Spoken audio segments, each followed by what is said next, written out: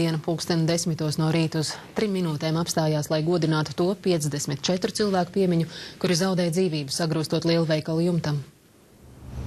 Traģēdijas vietu Zolitūdē Priedairas ielā šorīt turpināja pildīt vārdos neizsakāmas sēras un skumjas. 10:10 no rīta visapkārt valdīja mokošs klusums. Lai godinātu bojā gājušo piemiņu, uz 3 minūšu ilgu klusuma brīdi pulcējās pāragri viņsaulē aizsaukto cilvēku tuvinieki, draugi, darba biedri un citi līdzcilvēki. Klusuma brīdī nelaimes vietā piedalījās arī valsts prezidents Andris Bērziņš.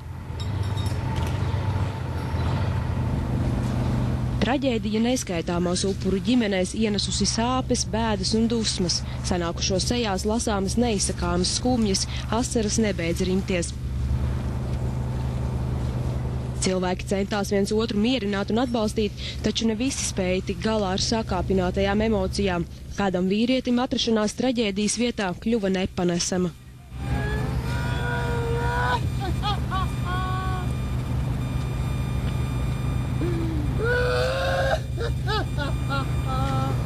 Ar barjerām apjosto teritoriju joprojām apsargā policijas darbinieki.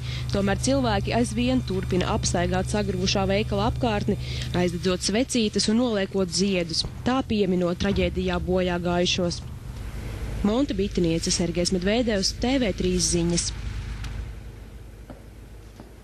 Premjers Valdis Dombrovskis paziņojis, ka šobrīd uzmanība jāvelta 2 lietām. Tā ir palīdzības sniegšana cietušajiem un tuviniekiem un, protams, vainīgo noskaidrošana.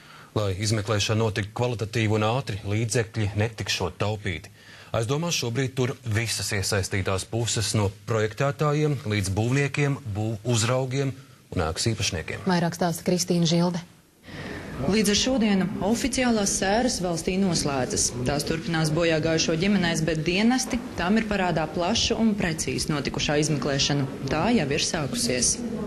Ministri uz ikdienas komitejas sēdi šodien ieradās tērpušies sēru Melnajā. 10:10 no rīta visi vienojās 3 minūšu ilgajā klusuma brīdī.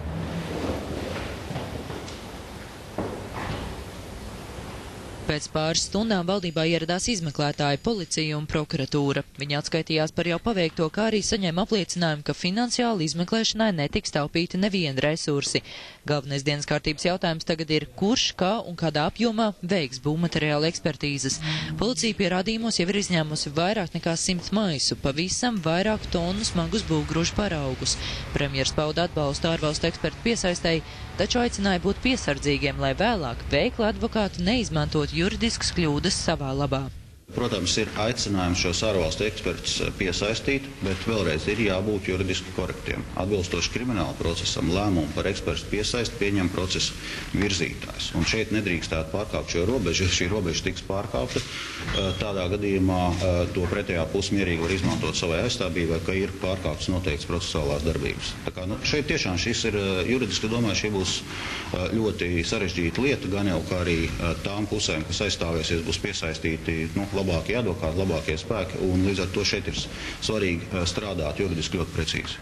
Iekšlietu ministrs savukārt aizstāv pašmāju ekspertus Rīgas Tehnisko universitāti. Ar viņu zināšanām pietikšot, turklāt ārvalstnieku piesaist izmeklēšanu paildzinātu.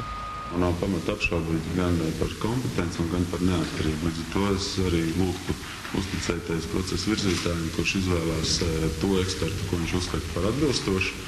Un jautājums vēl tālāk par ārvalstu ekspertu piesaisti būtu ciešā sadarbībā ar procesa virzītāju un arī jau ar procesa izvirzītu pašlaik Latvijas Tehnisko universitāti, kas ir mūsu sadarbības partners kā eksperts šajā procesā. Atbildīgo saraksts ir garš. Vismaz 11 cilvēku un uzņēmumu, kur stāvējuši klāt veikala celtniecībai no projekta izstrādes līdz pat nodošanai eksploatācijā. Liek teikt, neviens brīvprātīgi vainu neuzņemas. Lai arī prezidents jau nākamajā dienā sagaidīja, ka parakstu un zīmogu licēja, kā viņš teica, sēdēs izmeklēšanas izolatorā, prokuratūra visai skaidri noraida jebkādus pārmetumus. Neviens izmeklēšanas tiesnesis nekad nedos šo atļauju apcietināt personu, ja tas būs tikai un vien uz klajiem apgalvojumiem. Atvainojiet, ir 4. diennakts pēc notikuma. Izmeklētāji ir paveikuši grandiozu darbu. bet vēl aizvien ir ierobežot piekļuvu notikuma vietai, ir izņemtas būvkonstrukcijas, nepieciešamie metāla, betona paraugi, ir noteikti gan ārējā, gan iekšējā fiksācija, tā kā šeit pamatā viss būs atkarīgs no ekspertīzēm. Policija paliek pie savām 3 versijām, kas pēc būtības aptver visu būvniecības procesu no projekta izstrādes līdz uzraudzībai un realizācijai. Lielais atbildīgo skaits izmeklētājs nemulsina. Ja vajadzēs, tiesās kaut vai visus iesaistītos. Neviens, kurš ir pieļāvis, vai tā būs bezdarbības forma, vai tā būs nolaidības forma, vai tā būs apzināta rīcība, katrs vainīgais sēdīsies uz apsūdzības soli un atbildēs par to, kas notikās ceturtdien. Cik ilgi jāgaida līdz saukšanai pie atbildības, policija vēl neprognozē, taču sola izmeklēšanu veikt cik vien iespējams ātrākā laikā. Kristīna Žilde, Andrejs Skangals, TV3 ziņas. Zoltūdas traģēdijas lietā pašvaldība no amata uz laiku atcēlus 6